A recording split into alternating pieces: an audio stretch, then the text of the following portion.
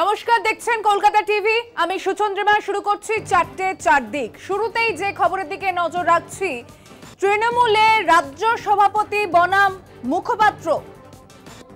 তৃণমূলের রাজ্য সভাপতি বনাম মুখপাত্র সুব্রত বক্সী, কুণাল ঘোষের মধ্যে বাক্য বিনিময়ে এই কি তথ্য উঠে আসছে? আশা করি লড়াই থেকে পিছবেন না অভিষেক। লোকসভা ভোটে মমতার নেতৃত্বেই লড়বেন অভিষেক বন্দ্যোপাধ্যায়। দলের প্রতিষ্ঠা দিবসে এমন বার্তা দিয়েছেন রাজ্য সভাপতি সুব্রত বক্সী। আর সুব্রত বক্সীর বাক্য গঠনে সমস্যা আছে। সুব্রত বক্সীর বাক্য গঠনে সমস্যা আছে এমন মন্তব্য করেছেন দলের মুখপাত্র কুণাল ঘোষ। দলের প্রতিষ্ঠা দিবসে রাজ্য সভাপতির বক্তব্যের পাল্টা প্রতিক্রিয়ায় দলের মুখপাত্র বলছেন তার বাক্য গঠনে সমস্যা আছে। সুব্রত বক্সীর বাক্য গঠনে সমস্যা আছেন মন্তব্য করছেন তৃণমূলের মুখপাত্র কুণাল ঘোষ।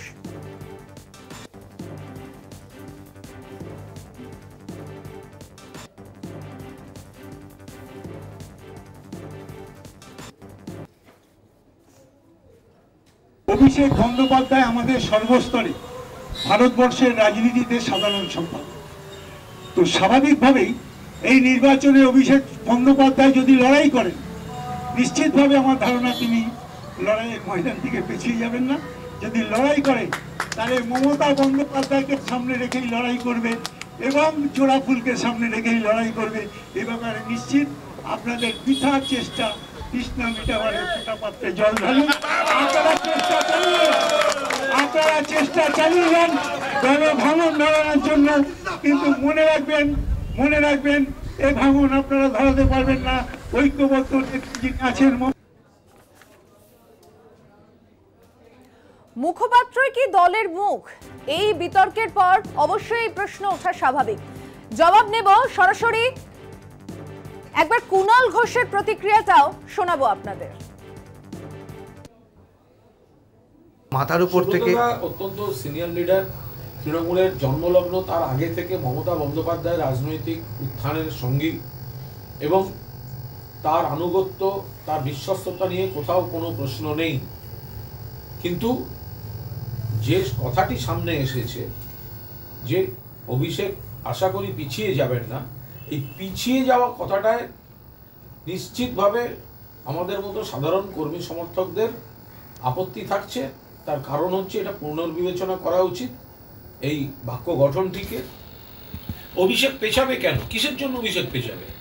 অভিষেক নেতৃত্ব দিচ্ছে। এবার তার যদি মনে হয়ে থাকে যে কেন, মানে তার আরো কিছু সাজেশন থাকে, তাকে যদি আরো সক্রিয় করা যায়, আমরা সবাই চেষ্টা করছি, সেখানে এই ধরনের কথাবার্তাগুলো বলা তো আরো মানসিকভাবে কেউ আঘাত পেতে পারেন। ও তো পিছনের জন্য বাজি রাখেনি। বিজেপি ওর বাবা মাকে টেনেছে, বিজেপি ওর বাড়ির লোককে, বৌশালীকে টেনেছে। বিজেপি ওকে 1 ইঞ্চি ছাড় দিচ্ছে না, ও পেছবে কেন?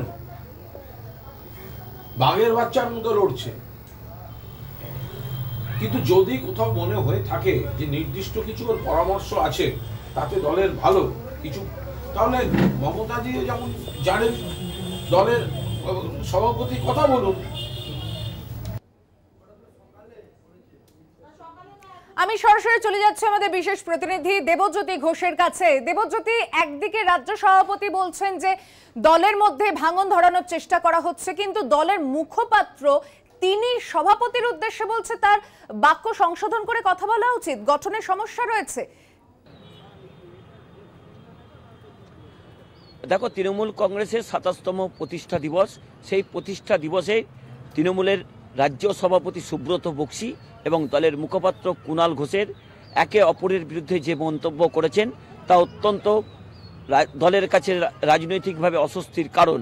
যেভাবে সুব্রত বক্সী আজকে প্রতিষ্ঠা দিবসে বক্তব্য রাখতে যে অভিষেক বন্দ্যোপাধ্যায় সম্বন্ধে মন্তব্য করেছেন, তার ফলেই কিন্তু কুণাল ঘোষের পক্ষ থেকে তীব্র প্রতিক্রিয়া জানানো হয়েছে। দেখো সেখানে সুব্রত বক্সী বলেছেন যে অভিষেক বন্দ্যোপাধ্যায় যদি লড়াই করেন তাহলে তাকে তৃণমূল কংগ্রেস নেত্রী মমতা বন্দ্যোপাধ্যায়ের নেতৃত্বে লড়াই করতে হবে, এবং পিছিয়ে পড়ার নিয়ে একটি প্রশ্ন তিনি উত্তর দিয়েছেন, সেখানেও কিন্তু বেশ কিছুটা বিস্ফোরক ছিলেন এই সুব্রত বক্সী, এবং তারপরে মুখপাত্রকে তিনি আক্রমণ করেছেন যে মুখপাত্রই কি দলের মুখ, তা নিয়েই কিন্তু বিতর্ক তৈরি হয়েছে। তীব্র প্রতিক্রিয়া জানিয়েছেন তৃণমূল কংগ্রেসের মুখপাত্র কুণাল ঘোষ। তিনি বলেছেন যে শুভেন্দু অধিকারী সহ বিজেপির পক্ষের বিরুদ্ধে কোনোদিন মুখ খোলেননি এই সুব্রত বক্সী, এবং সুব্রত বক্সী বেশ কয়েকটি রাজনৈতিক কর্মসূচি তিনি দলকে আড়ালে রেখে করছেন। যেমন নৈহাটিতে তিনি সমস্যা সমাধান করার চেষ্টা করেছিলেন অর্জুন সিং এবং সোমনাথ শ্যামের মধ্যে, সেখানে বৈঠকটি পর্যন্ত হয়নি, এবং অভিষেক বন্দ্যোপাধ্যায় দলের সর্বভারতীয় সাধারণ সম্পাদক, তিনি লড়াই করতে চান এবং তিনি মমতা বন্দ্যোপাধ্যায়ের নেতৃত্বেই লড়াই করতে চান। এবং কুণাল ঘোষাকি যেটা মন্তব্য করেছেন যে তিনি তো আগেও জানিয়েছেন যে অভিষেক বন্দ্যোপাধ্যায় মমতা বন্দ্যোপাধ্যায়ের নেতৃত্বেই লড়াই করবেন এবং 2036-এ অভিষেক বন্দ্যোপাধ্যায় মুখ্যমন্ত্রী হবেন। অর্থাৎ কুণাল ঘোষ আজকে কিন্তু বেশ কিছু বিস্ফোরক মন্তব্য করেছেন এই সুব্রত বক্সীর বিরুদ্ধে, যা কিন্তু অন্য রাজনৈতিক বার্তা কিন্তু তৃণমূল কর্মীদের মধ্যে এবং তৃণমূল নেতৃত্বের মধ্যে বইতে শুরু করেছে। এই যে প্রতিষ্ঠা দিবসে একে অপরের বিরুদ্ধে মন্তব্য রাজনৈতিকভাবে অত্যন্ত তাৎপর্যপূর্ণ। তৃণমূল নেত্রী মমতা বন্দ্যোপাধ্যায় এ বিষয়ে এখনো পর্যন্ত আলোকপাত করেননি, তবে যেদিকে গতি প্রকৃতি যাচ্ছে বা রাজনৈতিক লড়াইতে যেদিকে যাচ্ছে, তৃণমূল নেত্রী মমতা বন্দ্যোপাধ্যায় এবং অভিষেক বন্দ্যোপাধ্যায়ের হস্তক্ষেপ ছাড়া সেই সমস্যার সমাধান হওয়া সম্ভব নয়। কারণ যেভাবে আজকে প্রতিষ্ঠা দিবসের মঞ্চ থেকে তিনি একেবারে অভিষেক বন্দ্যোপাধ্যায় এবং দলের মুখপাত্র কুণাল ঘোষকে তিনি আক্রমণ করলেন, তা নিয়েই কিন্তু বিতর্ক তৈরি হয়েছে। এবং দেখো কিছুক্ষণ আগে কিন্তু ফিরহাদ হাকিমও কিন্তু যে মন্তব্য করেছেন তার পাশে কিন্তু কুণাল ঘোষ দাঁড়িয়েছেন, এবং কুণাল ঘোষ বলেছেন যে ফিরহাদ হাকিম যে মন্তব্য করেছেন তা সঠিক মন্তব্য। এই মুহূর্তে তৃণমূল নেত্রী মমতা বন্দ্যোপাধ্যায় দলের মুখ, এবং তারপরেই কিন্তু অভিষেক বন্দ্যোপাধ্যায় দলকে নেতৃত্ব দেবেন। সেই জায়গাতেই বিতর্ক শুরু হয়েছে। অর্থাৎ তৃণমূল কংগ্রেসের সর্বোচ্চ স্তরে যে একটা বিভাজন সৃষ্টির চেষ্টা হচ্ছে বিভিন্ন মাধ্যম থেকে, সেটাও কিন্তু আজকে সুব্রত বক্সী বলেছেন, এবং তিনি বলেছেন যে অভিষেক বন্দ্যোপাধ্যায় এবং মমতা বন্দ্যোপাধ্যায় ঐক্যবদ্ধ হয়ে লড়াই করবেন। দেখো ঐক্যবদ্ধের লড়াইয়ের কথা কুণাল ঘোষও বলছেন এবং সুব্রত বক্সীও বলছেন, কিন্তু একে অপরের বিরুদ্ধে যেভাবে বিস্ফোরক মন্তব্য করছেন তা তৃণমূল কর্মী এবং তৃণমূল নেতৃত্বের কাছে অন্য বার্তা যাচ্ছে। সুচন্দ্রিমা, ঠিকই। দেবজ্যোতি, আপাতত ধন্যবাদ তোমাকে। দেবজ্যোতি ঘোষ আমাদের বিশেষ প্রতিনিধি, কথা বললাম তার সঙ্গে। এই যে ঐক্যের প্রশ্নের কথা উঠলো, ফিরহাদ হাকিম এই প্রসঙ্গে কি বলেছেন একবার শুনুন। ব্রেকিং নিউজ বেরোয় তৃণমূলের ভেতরে গন্ডগোল, তৃণমূলের ভেতরে গন্ডগোল না, তৃণমূলের মধ্যে গণতন্ত্র আছে। তাই আমার মতবাদ আমি বলি, এবং আমি প্রত্যেকে জিজ্ঞেস করুন, প্রত্যেকের মতবাদ শুনি। যেদিন পার্টি অফিসে থাকি আমার নিজের ক্রিটিসিজম আমি শুনি, তার কারণ আমি ভগবান হয়ে যেতে পারি না মোদিজির মতন। আমার কাজে যদি ভুল হয় আমার সহকর্মীরা আমাকে ধরিয়ে দেবে। আমি মমতা ব্যানার্জির সামনে অনেক কিছু বলি, তার মানে এই নয় যুব বুড়োদের দণ্ড হয়েছে, খুব মজা, বুড়ো যুবদের দণ্ড হয়েছে, ভবিষ্যতে দণ্ড হয়েছে, বুড়ো হয়ে গেছে তো। আরে না, আমরা সবাই মমতা বন্দ্যোপাধ্যায়ের সৈনিক। সে প্রিয়দর্শিনীর মতন, দেবলীনার মতন যুবরাও কর্মী, আর আমাদের মতন বুড়োরা, সোনাদার মতন বুড়োরাও তৃণমূল কংগ্রেসের কর্মী মমতা বন্দ্যোপাধ্যায়। এই যুবকরাও বলে মমতা বন্দ্যোপাধ্যায় এগিয়ে চলো, আমরা তোমার সাথে আছি। আর আমাদের মতন বুড়োরাও 65 বছরে বলে মমতা দিয়ে এগিয়ে চলো, আমরা তোমার সাথে। এই গোটা বিষয়টি নিয়ে আমি আলোচনা করব। আমার সঙ্গে নিউজ রুমে রয়েছেন আমাদের পলিটিক্যাল এডিটর আশিস চট্টোপাধ্যায়। আশিস দা, তৃণমূল কংগ্রেসের প্রতিষ্ঠা দিবস, যে দল এই রাজ্যে তৃতীয় টার্মে রয়েছে, মমতা বন্দ্যোপাধ্যায় বিধানসভার প্রচারে গিয়ে বলতেন সব আসনে আমি একা প্রার্থী। দলের আজ একাধিক নেতা এক এক রকম বাক্য বিনিময় করছেন। রাজ্য সভাপতি বলছেন যে না, অভিষেক বন্দ্যোপাধ্যায় থাকছেন, মুখপাত্র বলছেন সভাপতির বাক্য গঠনে সমস্যা আছে, ফিরহাদ হাকিম বলছেন যে আমাদের দলে গণতন্ত্র আছে। এতদিন পরে এই আলোচনাগুলো কিসের জন্য? দেখো, কিছুদিন ধরেই আমরা দেখতে পাচ্ছিলাম মূলত কুণাল ঘোষের বক্তব্যের মধ্যে দিয়ে একটা বেসুরো কথা যেন ভেসে আসছে, এবং কয়েকবারই তিনি নবীন বনাম প্রবীণ দ্বন্দ্বের কথা নানানভাবে তুলে ধরেছেন, প্রত্যক্ষ বা পরোক্ষভাবে, এবং বয়স অনুযায়ী একটা সময় তাদের প্রবীণদের সরে যাওয়া উচিত, এই ধরনের কথা তিনি বলেছেন। এবং শুধু তাই নয়, আমরা দেখলাম কদিন আগে যখন রাজীব কুমারকে ডিজিপি করা হলো রাজ্যের, তখনও তিনি কিছু মানে একটু পরোক্ষে রাজীব কুমারকে আক্রমণাত্মক কথা তিনি বলেছেন, এবং তিনি তখন বলেছিলেন যে কারো নির্দেশে যেন নির্দোষ কাউকে আপনি জেলে ভরবেন না, তার পরিণতি ভালো হয় না, এই ধরনের কথা বলেছিলেন। এই কথাগুলো সাধারণভাবে তৃণমূলের মুখপাত্রের মুখে শুনতে আমরা অভ্যস্ত নই। ইতিমধ্যে জল হয়তো আরও খানিকটা গড়াতে শুরু করে।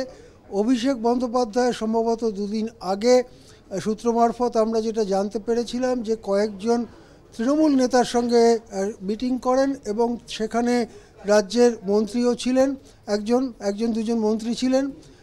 সেখানে নাকি অভিষেক বন্দ্যোপাধ্যায় বলেছেন যে তিনি দলের সাংগঠনিক বা নীতি নির্ধারণ এরকম কোনো ব্যাপারেই তিনি আর থাকবেন না, তিনি কেবলমাত্র ডায়মন্ড হারবার কেন্দ্রে তার নির্বাচনের ব্যাপারেই সেখানে থাকবেন, তিনি অন্য কোনো ব্যাপারে থাকবেন না। আমরা এটাও শুনেছিলাম সূত্র মারফত যে শীর্ষ আমলাদের কিছু কাজকর্মের ব্যাপারে যথেষ্ট ক্ষোভ দেখিয়েছিলেন অভিষেক বন্দ্যোপাধ্যায়। আমরা অবশ্য চোখের সামনে যেটা দেখতে পাচ্ছি সেটা হচ্ছে পুজোর আগে পর্যন্ত দিল্লির কাছে রাজ্যের পাওনা নিয়ে যেরকম সরব ছিলেন, আন্দোলনের মধ্যে ছিলেন, আন্দোলনকে নেতৃত্ব দিচ্ছিলেন অভিষেক বন্দ্যোপাধ্যায়, দিল্লিতে গিয়ে তারা আন্দোলন করেছিলেন এবং সেখানে কিছু ঘটনাও ঘটেছিল। তারপরে এখানে রাজভবনের সামনে ধর্ণা দিয়েছিলেন দীর্ঘ সময়, এবং তারপরে তার দাবিপত্র রাজ্যপালের কাছে পেশ করেছিলেন। তারও আগে পঞ্চায়েত নির্বাচনের সময়েতে তাকে দেখা গিয়েছিল সারা রাজ্যব্যাপী তৃণমূলের নবজোয়ার পদযাত্রা করতে। এই যে সক্রিয় অভিষেক বন্দ্যোপাধ্যায়, যেন মনে হচ্ছিল যে নতুন প্রজন্মের হাতে ব্যাটন হস্তান্তর হচ্ছে, সেই জিনিসটা পুজোর পরে সম্পূর্ণ স্তব্ধ হয়ে যায় বলে মনে হয় যেন যে অভিষেক বন্দ্যোপাধ্যায় চুপচাপ রয়েছেন, এবং তারপরে এই সব কথাগুলো সামনে আসতে থাকে। ইতিমধ্যে আবার দুদিন আগে আমরা দেখলাম খোদ নেত্রী মমতা বন্দ্যোপাধ্যায় বললেন যে নবীন প্রবীণ সবাইকে নিয়েই কাজ করতে হবে, সবাইকে নিয়েই দল চলবে। এই রকম অবস্থায় একটি বিরোধ মেটাতে যখন সুব্রত বক্সী গেলেন উত্তর চব্বিশ পরগনার একটি জায়গাতে, সেখানে দেখা গেল যে যুযুধান দুই পক্ষের মধ্যে এক পক্ষ উপস্থিত থাকলেন, অন্য পক্ষ উপস্থিত থাকলেন না। এই ধরনের যে ঘটনাগুলো সেটা আমাদের কাছে একটু নতুন বা অভিনব, কারণ তৃণমূলের মধ্যে কখনো টুকটাক কিছু ঘটনা ঘটলেও শেষ পর্যন্ত তৃণমূল নেত্রী হস্তক্ষেপ করে সেটাকে একটা সীমার মধ্যে নিয়ে আসেন এবং দলে ঐক্যের সুর ভেসে ওঠে। এখানে কিন্তু আমরা দেখছি যে বেশ কিছুদিন ধরে, কয়েক সপ্তাহ ধরে এইরকম একটা পরিস্থিতি চলছে। প্রশ্ন উঠছে, যেখানে রাজ্যের সভাপতি সুব্রত বক্সী একটা কথা বলছেন, সেটাকে চ্যালেঞ্জ করা বা সেটা সম্পর্কে মন্তব্য করবার অধিকারী কি কুণাল ঘোষ? তিনি দলের মুখপাত্র, দলের রাজনৈতিক সাংগঠনিক অবস্থান নিশ্চয়ই প্রকাশ্যে জানাতে পারেন, কিন্তু কুণাল ঘোষকে কি এতটাই ক্ষমতা দেওয়া হয়েছে যে তিনি দলের রাজ্য সভাপতি যে কথা বলছেন সেটাকে চ্যালেঞ্জ করছেন? প্রকৃতপক্ষে তিনি চ্যালেঞ্জই করেছেন। এবং মুখপাত্রকে নিয়োগ করে কে? মানে দলের যে ভূমিকা, দলের কার্যকারিতা মিডিয়ার সামনে, মানুষের সামনে সেই প্রকাশ করার কাজ যার, তিনি এই প্রসঙ্গে, এই যে সিনিয়র জুনিয়র প্রসঙ্গে কুণাল ঘোষের বক্তব্যটা একবার শোনাবো আপনাদের।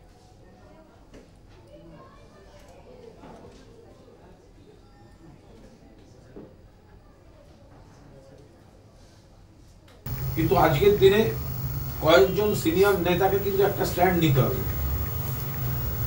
সেটা হলো এই শুভেন্দু অধিকারী আর বিজেপির কয়েকজন আমাদের নেত্রী মমতা বন্দ্যোপাধ্যায় এবং অভিষেক বন্দ্যোপাধ্যায় সম্পর্কে চূড়ান্ত অকথা কুকথা বলে চলেছে রোজ।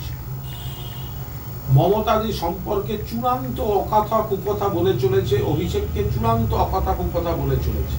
কিন্তু আমরা কয়েকজন সিনিয়রকে দেখি কয়েকজন পদাধিকারীকে দেখি, কয়েকজন মন্ত্রীকে দেখি যারা সব বিষয় প্রথম সারিতে থাকেন, কিন্তু শুভেন্দু অধিকারীকে চোর শুভেন্দু আজ পর্যন্ত তারা বলে উঠতে পারলেন না। তৃণমূলের কিছু তথাকথিত সিনিয়র, শুধু বয়সের কারণে সিনিয়র হলে তো হলো না, তাহলে তো কচ্ছপ হচ্ছে পৃথিবীর সিনিয়রতম প্রাণী, কচ্ছপের পেছনে ঘুরতে হয়, তার সঙ্গে তো মস্তিষ্ক বলে একটা ব্যাপার থাকবে।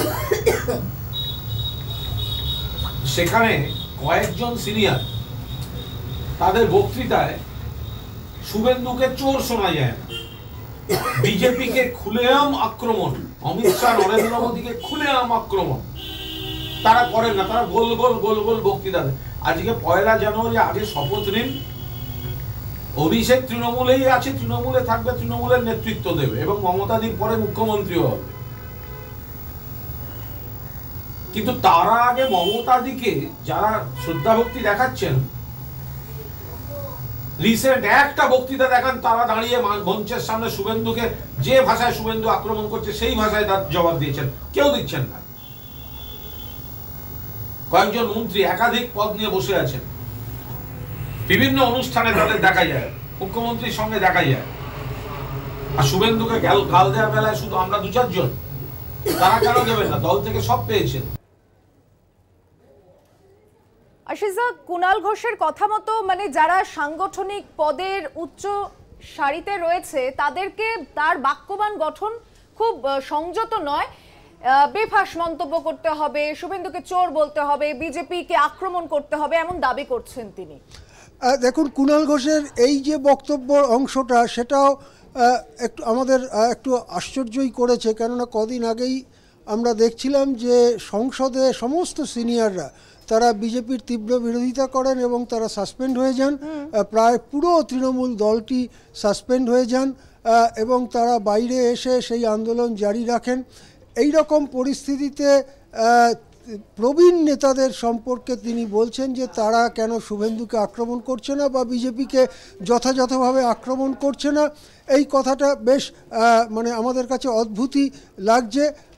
প্রশ্ন হচ্ছে যে মমতা বন্দ্যোপাধ্যায়ের নেতৃত্বে গোটা দল চলছে এবং আমরা জানি মমতা বন্দ্যোপাধ্যায় সুপ্রিম নেতা, তিনি জননেত্রী এবং তার দিকে তাকিয়েই সাধারণভাবে তৃণমূল সমর্থকেরা তৃণমূলকে ভোট দেন। যদিও রাজনীতির প্রশ্নও আছে, সবটাই আছে, কিন্তু তৃণমূলের নেত্রী একটা প্রতীকের মতো, তাকে সামনে রেখে এই দলটি চলে।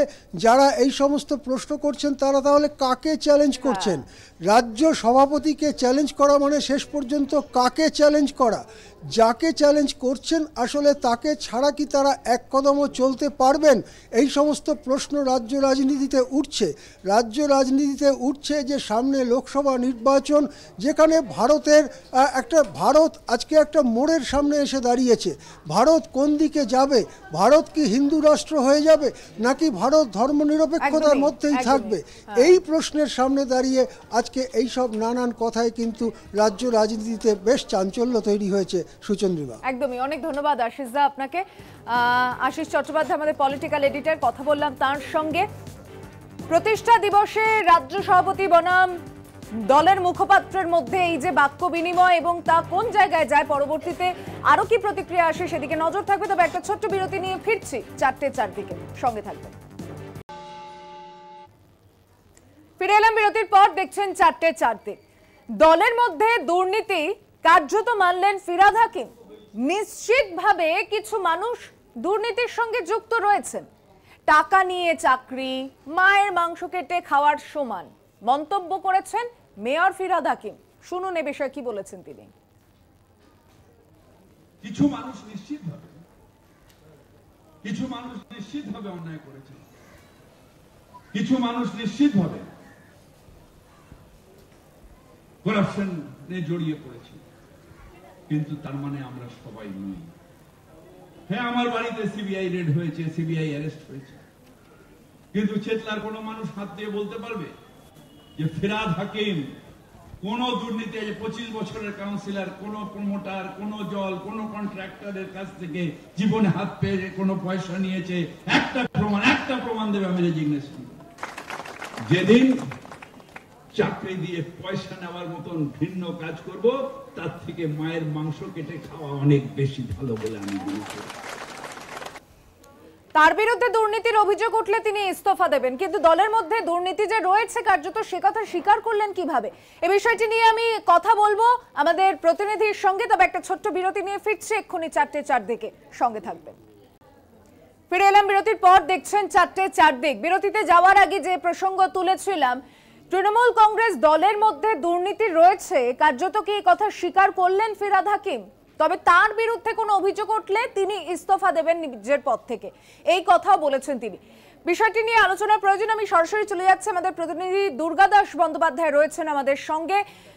দুর্গা, বছরের শুরুতেই তৃণমূল কংগ্রেসকে ঘিরে এতগুলো যখন বিতর্ক সামনে আসছে, তখন দলের মধ্যে দুর্নীতি প্রসঙ্গকে টেনে এনে কিছু মানুষকে উদ্ধৃত করে এই যে দুর্নীতির প্রসঙ্গ টানলেন ফিরহাদ হাকিম, পুরো ব্যাপারটা কি খোলসা করলেন?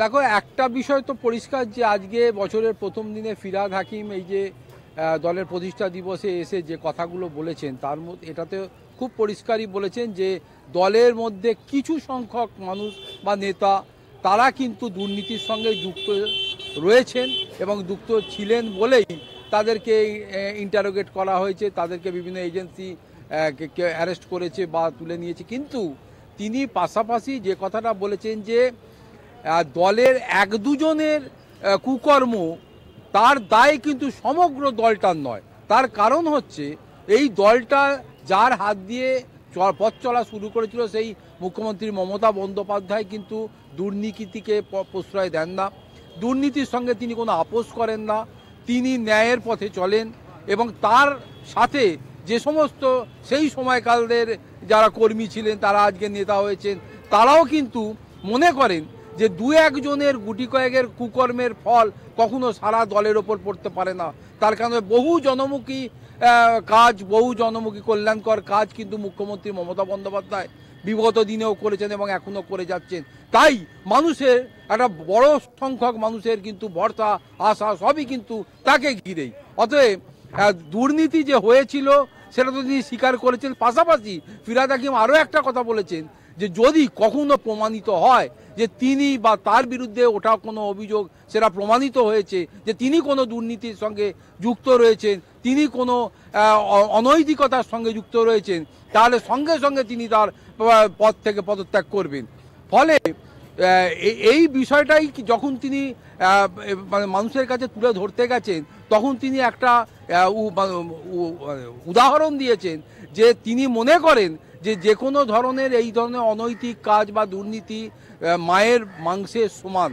অতএব মানে এই যে জায়গাটা তিনি বলেছেন যে খুব কষ্ট করে যে দুর্নীতির কথা মাথায় আনাটাও এটা একটা অপরাধ। অতএব তারা মানুষের সঙ্গে সারা বছর নেমে কাজ করেন, মানুষের স্বার্থে কাজ করেন, মানুষের মঙ্গলে কাজ করেন। মুখ্যমন্ত্রী মমতা বন্দ্যোপাধ্যায়ের দেখানো এই পথ ধরেই তারা হেঁটে চলেছেন, আগামী দিনেও তারা এই একই পথ ধরে হাঁটতে চান। দু একজন নিশ্চয়ই তাদের পদস্খলন হয়েছে, তারা নৈতিকতা বিসর্জন দিয়ে তারা এই ধরনের কাজের সঙ্গে যুক্ত হয়েছেন বা এই ধরনের কাজ করেছেন, কিন্তু তার দায় কখনোই সমগ্র তৃণমূল কংগ্রেস দলের নয়, এটা কিন্তু পরিষ্কার করে বলেছেন। এবং এই কথার পরিপ্রেক্ষিতে ফিরহাদ হাকিমের এই কথার পরিপ্রেক্ষিতে কিন্তু কুণাল ঘোষও কিন্তু তার পাশে দাঁড়িয়েছেন এবং কুণাল ঘোষ তার কথা সমর্থন করেছেন। বেশ, ধন্যবাদ আপাতত তোমাকে দুর্গা দাস বন্দ্যোপাধ্যায় আমাদের প্রতিনিধি, কথা বললাম তার সঙ্গে। আসছে পরের খবরে। লোকসভা ভোটে প্রধানমন্ত্রী নরেন্দ্র মোদীর বিরুদ্ধে ইন্ডিয়ার প্রার্থী হতে পারেন অলিম্পিক পদক জয়ী কুস্তিগির সাক্ষী মালিক। আনুষ্ঠানিকভাবে এই নিয়ে আলোচনা না হলেও ঘরোয়াভাবে ইন্ডিয়ার শরিকদের মধ্যে মোদীর বিরুদ্ধে জুৎসই মহিলা মুখের খোঁজে সাক্ষীর নাম নিয়ে জোরদার জল্পনা শুরু হয়েছে। ভারতের কুস্তি ফেডারেশনের প্রাক্তন সভাপতি তথা বিজেপি সাংসদ ব্রিজভূষণ শরণ সিং এর বিরুদ্ধে মহিলা কুস্তিগিরকে যৌন নিগ্রহের অভিযোগ সত্ত্বেও প্রশাসন ব্যবস্থা নেয়নি। এই নিয়ে অভিযোগে সরব হন সাক্ষী মালিক সহ দেশের হয়ে আন্তর্জাতিক মঞ্চে পদকজয়ী কুস্তিগিররা। সম্প্রতি ফেডারেশনের ভোটে ব্রিজভূষণের বকলমে সঞ্জয় সিং সভাপতি নির্বাচিত হতেই জটিল আকার নেয় ব্রিজভূষণ বিতর্ক। শাস্তি দুরস্থ শাসকের প্রশ্রয় ফেডারেশনে ব্রিজভূষণের দাপট অব্যাহত থাকার প্রতিবাদে অলিম্পিয়ান সাক্ষী মালিক কুস্তির আসর থেকে অবসরের কথা ঘোষণা করেন। তাকে অনুসরণ করে বজরং পুনিয়া পদ্ম খেতাব থেকে অর্জুন পুরস্কার ফিরিয়ে দিয়ে কেন্দ্রের ভূমিকার প্রতিবাদে সরব হন। এই নিয়ে দেশ জুড়ে আলোড়ন তৈরি হয়। বিতর্কের চাপে কেন্দ্রীয় ক্রীড়ামন্ত্রক ফেডারেশনের নয়া কমিটিকে সাসপেন্ড করে দেয়। উদ্ভূত পরিস্থিতিতে ইন্ডিয়া শরিকদের মধ্যে মোদির বিরুদ্ধে অভিন্ন বিরোধী প্রার্থী হিসেবে সাক্ষী মালিকের নাম নিয়ে চর্চা শুরু হয়। ঘটনাচক্রে গত 19 ডিসেম্বর দিল্লিতে ইন্ডিয়া বৈঠকে মোদির বিরুদ্ধে বারাণসী আসনে প্রার্থী দেওয়ার প্রস্তাব দিয়েছিলেন তৃণমূল নেত্রী বাংলার মুখ্যমন্ত্রী মমতা বন্দ্যোপাধ্যায়। সেই প্রস্তাব অনুসারে সাক্ষী একমাত্র ওজনদার নাম, যার জেরে বিড়ম্বনায় পড়তে পারেন মোদি। সূত্রের দাবি, বিজেপি নেতা বৃজভূষণের নারী নিগ্রহ কেন্দ্রিক বিতর্কের জেরে মোদি সরকারের মহিলা বিরোধী ভাবমূর্তিকে অস্ত্র করতে চায় ইন্ডিয়া। তার প্রেক্ষিতে সাক্ষী মালিকের মতো জনপ্রিয় ও প্রতিবাদী মুখকে বারাণসীতে দাঁড় করানো গেলে মোদিকে তো বটেই, দেশ জুড়ে মহিলাদের মধ্যে বিজেপি বিরোধী জোরালো বার্তা দেওয়া যাবে বলে সংশ্লিষ্ট মহলের ধারণা। উল্লেখ্য, সংসদে মহিলা সংরক্ষণ বিল পাশ করিয়ে তাকে আসন্ন লোকসভা ভোটের প্রচারে বিশেষ গুরুত্ব দিতে চায় পদ্ম শিবির। তাঁর সরকার মহিলাদের অধিকার রক্ষায় কতটা আগ্রহী তা তুলে ধরতে মোদি ইতিমধ্যে নানা সমাবেশে তাঁর ভাষণে বুঝিয়ে দিয়েছেন। তার পাল্টা সাক্ষী মালিককে সামনে রেখে প্রচারে ঝড় তোলার কথা ভাবছে বিরোধী শিবির। উত্তরপ্রদেশে দুই প্রধান দল সমাজবাদী পার্টি ও কংগ্রেসের মধ্যে আসন বন্টন নিয়ে আলোচনায় বারাণসীতে সাক্ষীর নাম নিয়ে আলোচনা চূড়ান্ত হতে পারে বলেই মনে করা হচ্ছে। Kolkata TV.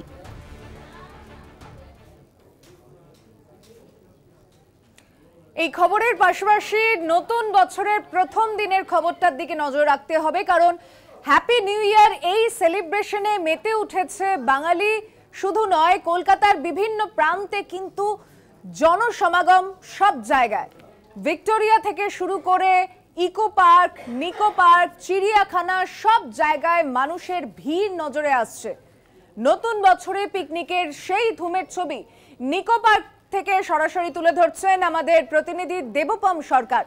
New year সেলিব্রেশনে Debopam, তুমি রয়েছো নিকো পার্কে, সেখানকার ছবিটা একবার যদি কলকাতা টিভি দর্শকদের জন্য তুলে ধরো। সুচন্দ্রিমা, তোমাকে প্রথমত হ্যাপি নিউ ইয়ার জানাই আমার তরফ থেকে, এবং আমার যারা সহকর্মীরা এই মুহূর্তে কলকাতা টিভির অফিসে আছে তাদেরকেও হ্যাপি নিউ ইয়ার, এবং দর্শকরা যারা এই মুহূর্তে কলকাতা টিভির পর্দায় চোখ রেখেছেন তাদেরকেও হ্যাপি নিউ ইয়ার। তোমাকে দেখাবো আজকে নিকো পার্কের চিত্রটা। আমি এই মুহূর্তে আছি নিকো পার্কের অন্য প্রান্তে, যেটাকে ওয়েট ওয়াইল্ড বলা হয়, এবং এটা হচ্ছে সুইমিং এর জায়গা। এবং তুমি দেখতে পাচ্ছ এখনো লোকেরা কিন্তু সুইমিং করছে, যদিও ঠান্ডা মাঝে মধ্যে হালকা হালকা পড়ছে, কিন্তু ঠান্ডা কোথাও যেন ভ্যানিশ হয়ে গিয়েছে। কিন্তু এখনো বাচ্চার থেকে বড়রা সকলেই কিন্তু এনজয় করছে এই নতুন বছরে। অনেকে আছে সকালবেলা এসছে নিকো পার্কে, এবং নিকো পার্কে আসার পর বিভিন্ন রাইডস চড়ার পর এই ওয়াটার পার্কে এসছে। আমার সাথে কয়েকজন বন্ধুরা আছে, তাদের সাথে কথা বলে নেওয়ার চেষ্টা করবো। প্রথমত হচ্ছে হ্যাপি নিউ ইয়ার। আপনাকে হ্যাপি নিউ ইয়ার, সকলকে হ্যাপি নিউ ইয়ার। কিরকম নতুন বছরটা শুরু করলেন? দারুণ দারুণ, ফাটাফাটি একেবারে। প্রথমে এসে আমরা ওই সাইক্লোনে চাপলাম, তারপরে হচ্ছে ওই স্কাই রাইডে করলাম, তারপরে টয় ট্রেন আছে, তারপরে ওই রিভার রাফটিং করলাম, তারপরে এখানে ঢুকেছি। একটু দিদির সাথে কথা বলি, একটু এগিয়ে আসুন, একটু এগিয়ে আসুন, এটা এগিয়ে আসুন, একটু কথা বলি যে নতুন বছর শুরুটা কিরকম হলো? মানে কলকাতায় এসে খুবই ভালো লাগছে, আর নিকো পার্কে এসে এতগুলো রাইড চেপে, তারপরে ওয়াটার পার্ক, সবটা মিলিয়ে একদম দারুণ, দুর্দান্ত।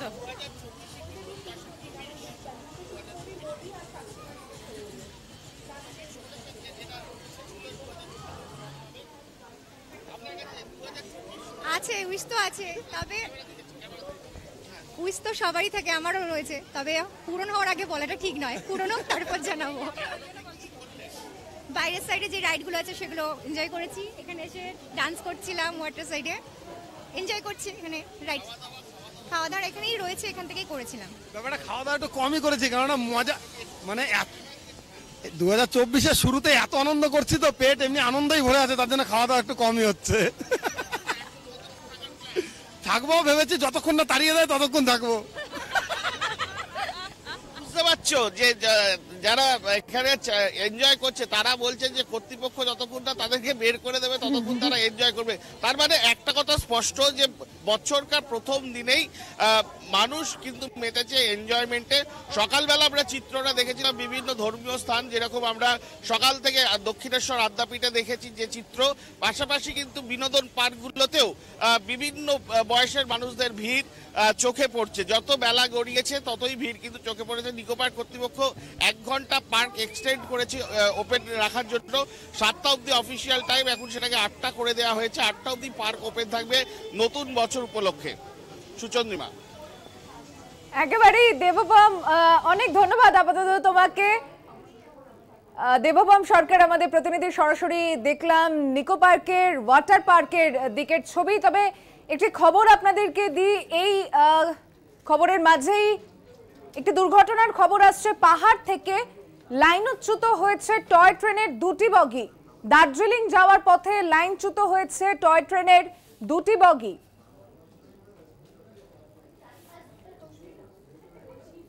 লাইনচ্যুত টয় ট্রেনের 2টি বগি। ঘুম থেকে দার্জিলিং এর পথে বেলাইন হয়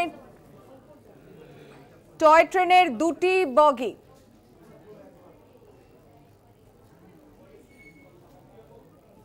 এই মুহূর্তে ছুটির মেজাজে পর্যটক ঠাসা রয়েছে পাহাড়ে, তারই মধ্যে লাইনচ্যুত টয় ট্রেন। ঘুম থেকে দার্জিলিং যাওয়ার পথে বে লাইন ট্রেনের 2টি বগি।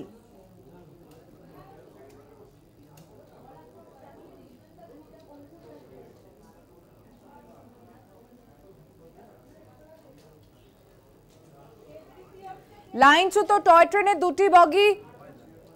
ঘুম থেকে দার্জিলিং যাওয়ার পথে বে লাইন ট্রেন।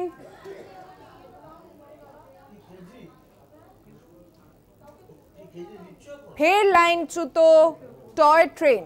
ঘুম থেকে দার্জিলিং যাওয়ার পথে বে লাইন হয়ে যায় ট্রেনের 2টি বগি।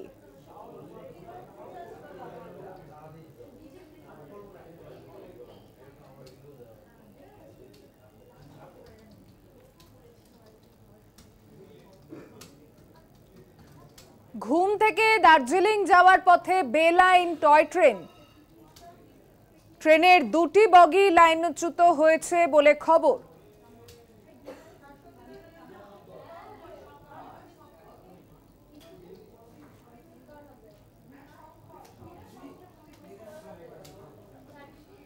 কথা বলবো, টেলিফোনে রয়েছেন আমাদের প্রতিনিধি বিনয় শঙ্কর।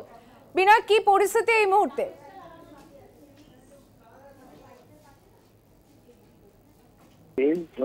दार्जिलिंग रेलवे स्टेशन से टूरिस्ट को लेकर जोरेट के लिए ट्रेन वहाँ से निकला। 3 किलोमीटर डाली मोड़ से 3 किलोमीटर आगे वो ट्रेन डिरेल हो गया, लीक से बाहर हो गया। लेकिन टूरिस्ट को किसी को चोट नहीं आई, क्योंकि वो लोग वहाँ से जा नहीं पा रहे थे। और रेलवे की तरफ से बोला गया है कि उन लोग सभी को रेलवे स्टेशन में आके उन लोगों का जो भी फीस है वो रिटर्न करने के लिए रेलवे की तरफ से बोल के वो टूरिस्ट लोग वहाँ पे चला गया। এই মুহূর্তে যাত্রীরা সেখানে কোথায় রয়েছেন এবং মেরামতির কাজ কি শুরু হয়েছে? नहीं, वो उसको रिकवर करने के लिए हो रहा है, लेकिन जो टूरिस्ट थे वो लोग तो गाड़ी करके सब अपने होटल में चले गए, लेकिन वो अभी तक वहीं पर ट्रेन वहीं पर है। उसकी वजह से दार्जिलिंग में थोड़ा ट्रैफिक प्रॉब्लम हो रही है, लेकिन वो रिकवर करने की पूरी कोशिश कर रहे हैं। বেশ, ধন্যবাদ বিনয়। বিনয় শঙ্কর আমাদের প্রতিনিধি, কথা বললাম তার সঙ্গে।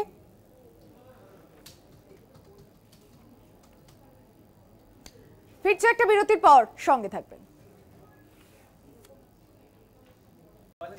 ফিরে এলাম বিরতির পর। দেখছেন 4টে 4 দিক। বছরের প্রথম দিন পিকনিকের ধুম লেগেছে বিভিন্ন জায়গায়। শহরের পাশাপাশি জেলার ছবিটাও তো দেখতে হবে। হাজারদুয়ারি, মুর্শিদাবাদের হাজারদুয়ারি, সেখানের কি ছবি তুলে ধরছেন আমাদের প্রতিনিধি কল্যাণ চন্দ্র। আমি সরাসরি চলে যাচ্ছি তার কাছে। কল্যাণ, হ্যাপি নিউ ইয়ার। শুরুতেই দেখাও সেখানে মানুষের কতটা ভিড় আজকে এই বিশেষ দিনে দেখা যাচ্ছে। দেখো সুচন্দ্রিমা, হাজারদুয়ারিতে সকাল থেকেই আজকে উপচে পড়েছিল ভিড়। সকালবেলায় কুয়াশা থাকলেও বেলা বাড়ার সঙ্গে সঙ্গে রোদ যখন দেখা যায় তারপরে উপচে পড়ে ভিড়। এবং আমি দেখাচ্ছি যে আমার ডান দিকে, আমার দিদি একটু দাঁড়াবেন, আমার ডান দিকে যে এখনো পর্যটকরা তারা ঘুরে চলে আসছেন। অর্থাৎ ফেরার পালা। তবুও হাজারদুয়ারি মিউজিয়াম 5টা পর্যন্ত খোলা থাকে, যার ফলে যারা শেষ সময় এসেছেন তারা হাজারদুয়ারি মিউজিয়াম দেখার জন্য যাচ্ছে। তবে আরেকটা বিষয় হচ্ছে যে হাজারদুয়ারি মিউজিয়াম দেখতে ছুটির দিনে বাড়ির পোষ্যকে নিয়ে এসেছেন একজন। আমরা একটু কথা বলার চেষ্টা করব সুচন্দ্রিমা, যে তিনি পোষ্যকে কেন নিয়ে এলেন। বলছি, এই যে আপনি বাড়ির পোষ্যকে নিয়ে এলেন কেন হঠাৎ আজকে? পোষ্যদেরও তো একটা মানসিকতা, আনন্দর প্রয়োজন আছে। ওরা যেমন আমাদেরকে মানসিকভাবে আনন্দ দেয়, ওদেরও মেন্টাল একটা দিকটা আমাদেরকে দেখা দরকার। সেজন্য ওদেরকে আমরা যদি নিয়ে আসি তাহলে ওরা সেই দিকটা আনন্দ উপভোগ করবে, এর ফলে ওরা ডিপ্রেশনটা হবে না। যেখানে যান সেখানে কি নিয়ে যান? হ্যাঁ, আমি সব জায়গায় নিয়ে যাই। তো আজকে হাজারদুয়ারি কি ঘুরে দেখালেন ওকে? হ্যাঁ, ওখানে ভেতরে তো ঢুকতে দেয়নি, তো ওখানে বসেছিলাম। আমরা আরও 3 জনা এসেছি, একজনা করে 2 জন আগে ঢুকে যাচ্ছে, দেখে এলো, তারপরে আমি আবার নিয়ে নিলাম। এমনি করে অল্টারনেট করে দেখছি আর কি। আমি মাকে নিয়ে এসেছি আর আমার অফিসের এক স্টাফকে, আর এই আমার চিঙ্কা সোনাকে নিয়ে এসেছি। কি নাম? চিঙ্কা, এর নাম চিঙ্কা। আপনার নাম কি? আমার নাম সুদীপ্তা সরকার। ঠিক আছে। তুমি সুচন্দ্রিমা দেখতেই পাচ্ছ যে বাড়ির পোষ্যকে নিয়ে এসেছেন, এবং আমরা আরো একটু পর্যটকদের সঙ্গে কথা বলার চেষ্টা করব। দাদা, আজকে এই যে আপনারা বছরের প্রথম দিন কেমনভাবে উপভোগ করলেন আজকের দিনটা? ভীষণ উপভোগ করলাম। 1 মাস ধরে অপেক্ষায় ছিলাম সবাইকে নিয়ে উপভোগ করব বলে। সবাই দিন গুনছিল, আজকে সেই দিন শেষ হতে চলেছে। শুধু হাজারদুয়ারিতে এত লোকজন এসেছে, শুধু মাথা আর মাথা ছাড়া আর কিছু দেখা যাচ্ছে না। প্রত্যেক বাড়ি হচ্ছে, কোভিডের জন্য মানুষ বেরোতে পারছে না, তার জন্য আরও বেশি করে লোক হচ্ছে। যেহেতু আবার সামনে কোভিড চলে আসছে, ভয়ে ভয়ে যতটা পারে সবাই বেরিয়ে নিচ্ছে। আমার মনে হয় এবার মনে হচ্ছে একবারে রেকর্ড সংখ্যক লোক হচ্ছে। না, এত সংখ্যায় লোক দেখা যায় না, একটু কম দেখা যায়। এখনও 4:30 5টা হয়ে গেল, এখনো মানুষজন হাজারদুয়ারিতে ঢুকছে। তুমি দেখতেই পাচ্ছ যে যারা আসছেন, একটু যারা এসছেন পর্যটকরা, তাদের কাছে আবার যাওয়ার চেষ্টা করব। বলছি, আপনি কোথা থেকে আসছেন? কলকাতা থেকে। কলকাতা থেকে? হ্যাঁ। তো আপনার কি দেখলেন আজকে হাজারদুয়ারিতে? ভালো, মিউজিয়াম আছে, সবকিছু দেখলাম, ভালো লাগলো। এখন কি ফিরে যাচ্ছেন? একদম ফিরে যাচ্ছি। আচ্ছা, কি থাকবেন না এখানে? না, এখানে থাকবো। দিনটাকে কেমন ভাবে কাটালেন? বছরের প্রথম দিন খুব ভালোভাবে এনজয় করেছি। কিরকম? মানে সেটা কি বলবো, বছরের ফার্স্ট দিন যেরকম উপভোগ করে সেরকমই সবাই। ভালো। হ্যাঁ। আবার কি হাজারদুয়ারি আসতে ইচ্ছে করছে? দেখবো, যদি সুযোগ হয় আবার আসবো নেক্সট টাইম। সুচন্দ্রিমা, তুমি যে সমস্ত পর্যটকদের সঙ্গে কথা বললাম, বুঝতেই পারছো যে প্রত্যেকে কত আনন্দ ছিলেন, এবং তারা পরিবারের সঙ্গে এসেছেন, তারা পরিবারের সঙ্গে সময় কাটিয়েছেন, এবং দিনের শেষে বাড়ি ফিরছেন। কেউ হয়তো হোটেলে থাকবেন, কেউ হয়তো নির্দিষ্ট তাদের গন্তব্যস্থলে পৌঁছে যাবেন, এবং বছরের প্রথম দিনটাকে তারা এভাবেই, বিশেষ করে হাজারদুয়ারির যে মিউজিয়াম, পাশাপাশি ঐতিহাসিক যে সমস্ত নিদর্শন, সে সমস্ত নিদর্শন দেখেই তারা ফিরছেন। সুচন্দ্রিমা, বেশ, অনেক ধন্যবাদ তোমাকে। কল্যাণ চন্দ্র আমাদের প্রতিনিধি সরাসরি হাজারদুয়ারি থেকে কথা বললেন পর্যটক এবং সেখানে যারা আগত মানুষজন। বছরের এই প্রথম দিনটাকে তারা আনন্দ, পিকনিক, কেউ কোথাও ঘুরতে গেছেন, কেউ পিকনিক করছেন, কেউ ওয়াটার পার্কে ব্যস্ত রয়েছেন। এভাবেই নিউ ইয়ার সেলিব্রেশনের ছবি নজরে আসছে।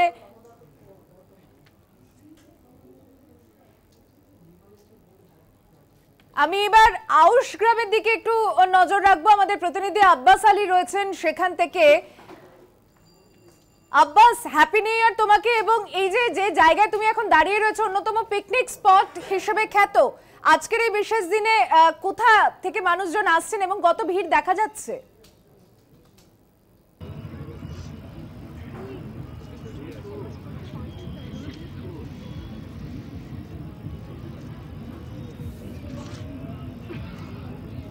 আমি যোগাযোগ করার চেষ্টা করব আমাদের প্রতিনিধির সঙ্গে। আপনাদের দেখাচ্ছি চিড়িয়াখানা, নিকো পার্ক, ইকো পার্ক, বিভিন্ন জায়গা, শুধু শহর নয় জেলাতেও হাজারদুয়ারির ছবি দেখলেন, মাথার মাথা শুধু ভিড়ের ছবি নজরে আসছে যে দিকে তাকাচ্ছেন। নতুন বছরের প্রথম দিনের সেলিব্রেশনে সর্বত্র এই ছবি দেখতে পাচ্ছি আমরা। এর পাশাপাশি জেলায় যেমন সমুদ্র সৈকতে দীঘা, মন্দারমণি, তাজপুর, প্রত্যেক জায়গাতে, বকখালি, সব জায়গাতে উপচে পড়া ভিড়।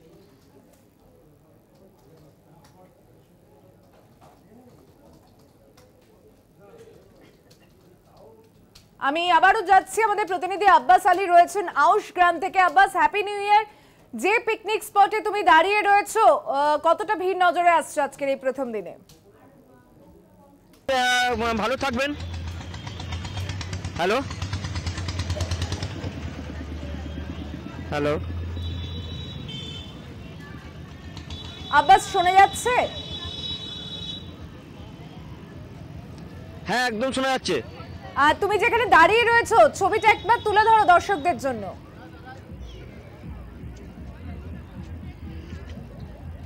আমার ক্যামেরা পার্সনকে বলবো দর্শকদের একবার দেখাতে বলবো। এখন তো যে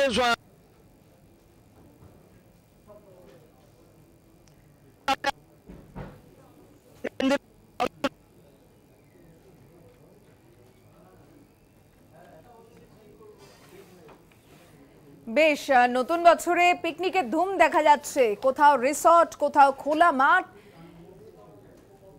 চড়ুই ভাতিতে ব্যস্ত প্রত্যেকেই। বছরের প্রথম দিন আনন্দে উপভোগ করছেন তারা। হ্যাঁ হ্যাঁ, আজকে কিভাবে কাটাচ্ছেন দিনটা? ভালো লাগছে খুব, কাটিয়ে আমরা এখানে এসেছি, ঘুরতে এসেছি, তো এবার বাড়ি চলে যাবো। অনেক হ্যাঁ, ক্যামেরা দিকে কি বলবেন? কি বলবো, বছর সবার ভালো কাটুক, আমাদেরও ভালো কাটুক। কিভাবে এনজয় করলেন, কি করলেন আজকে? আজকে এনজয় করেছি বলতে বাড়ি থেকে বেরিয়েছি, বেরোনোর পর ঘোরাঘুরি করলাম, তো এবার খাওয়া দাওয়াও করেছি বাইরে, এবার আবার রাতে বাইরে খাওয়া দাওয়া করে বাড়ি ফিরে যাবো। কি খাওয়া দাওয়া হলো আজকে? পিকনিক তো আজকে? পিকনিক আজকে নর্মাল বিরিয়ানি আর চিকেন হয়েছে। কতজন মিলে এসেছিলেন আজকে? এসেছি অনেকজন মিলে, প্রায় 25-30 জন মিলে এসেছি আমরা। কেমন ভাবে কাটালেন আজকে দিন? খুব ভালো কেটেছে, খুবই ভালো। কতজন মিলে এসেছেন বলেন? প্রায় 25-30 জনের মতন। আর নাম? মামুন। মামুন। কোথা থেকে আসা হয়েছে? আমি বর্ধমান থেকে এসেছি। বেশ, ধন্যবাদ আব্বাস। আব্বাস আলী আমাদের প্রতিনিধি, কথা বললাম তার সঙ্গে সরাসরি আউশ গ্রাম থেকে। একটা ছোট্ট বিরতি নিয়ে ফিরছি এক্ষুনি, সঙ্গে থাকবে। ফিরে এলাম বিরতির পর। দেখছেন 4টে 4 দিক। এবার যে খবরের দিকে নজর রাখবো তা হচ্ছে বছরের প্রথম দিনেই জাপানে জোরালো ভূমিকম্প। জাপানে জোরালো ভূমিকম্প।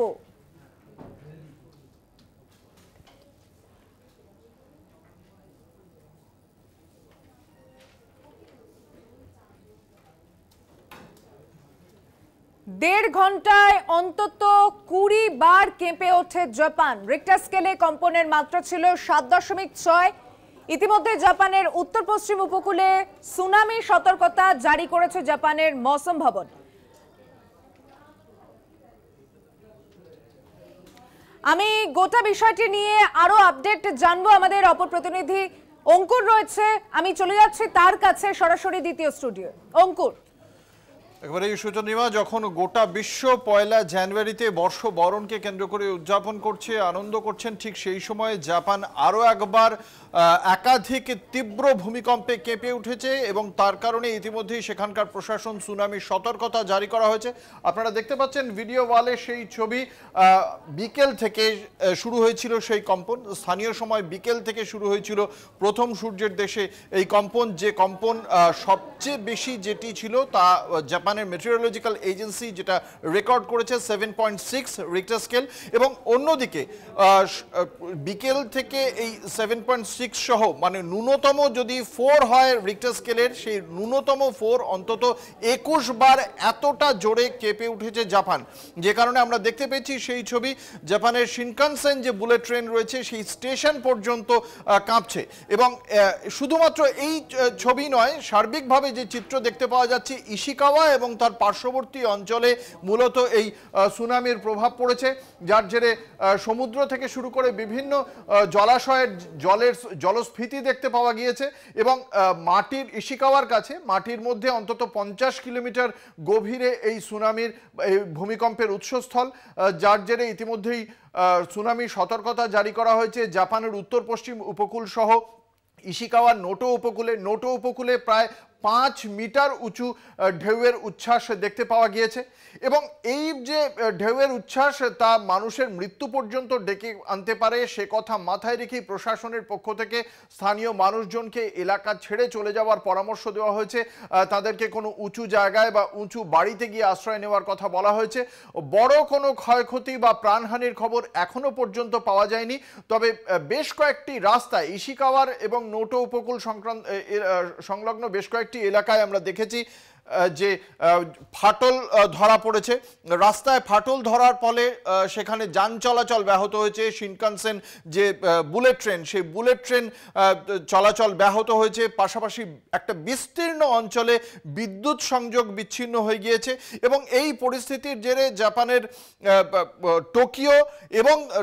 রাজধানী টোকিও এবং কান্টো এই দুটি এলাকাতেও কিন্তু আমরা দেখতে পেয়েছি ভূমিকম্পের একটা বড় প্রভাব লক্ষ্য করা গিয়েছে এবং এই বিদ্যুৎ সংযোগ বিচ্ছিন্ন এবং যান চলাচল ব্যাহত হওয়ার ফলে শুধুমাত্র ইশিকাওয়া বা টোকিও বা কান্টো নয়, তা সেই শহরগুলির সঙ্গে অন্যান্য যে শহরগুলির যে যাতায়াত, সেই যাতায়াতেও একটা বড় প্রভাব পড়েছে। সার্বিকভাবে জনজীবনে একটা প্রভাব পড়েছে এবং শুধু জাপান নয়, এই সুনামি সতর্কতা জারি হয়েছে কিন্তু উত্তর কোরিয়া এবং রাশিয়ারও দুটি শহরে, সমুদ্র তীরবর্তী দুটি শহরে এই সুনামি সতর্কতা জারি করা হয়েছে। আমরা সকলেই জানি 4 বছর আগেও ঠিক এভাবেই কেঁপে উঠেছিল, 11 বছর আগেও একই রকমভাবে মারাত্মক সুনামিতে কেঁপে উঠেছিল জাপান। আর 2004 সালে 26শে ডিসেম্বর যেভাবে কেঁপে উঠেছে তা সকলেই জানে। ফলে সুনামির আতঙ্কে সবসময় ত্রস্ত হয়ে থাকে জাপানের মানুষ এবং এবারেও কিন্তু আরও একবার সেই সুনামি সতর্কতা জারি করা হলো। ফলে সেদিকে আমাদের অবশ্যই নজর থাকবে। সুচন্দ্রিমা, একেবারেই অনেক ধন্যবাদ অঙ্কুর। জাপানের পরিস্থিতির দিকে আমরা নজর রাখবো অবশ্যই ভাবে।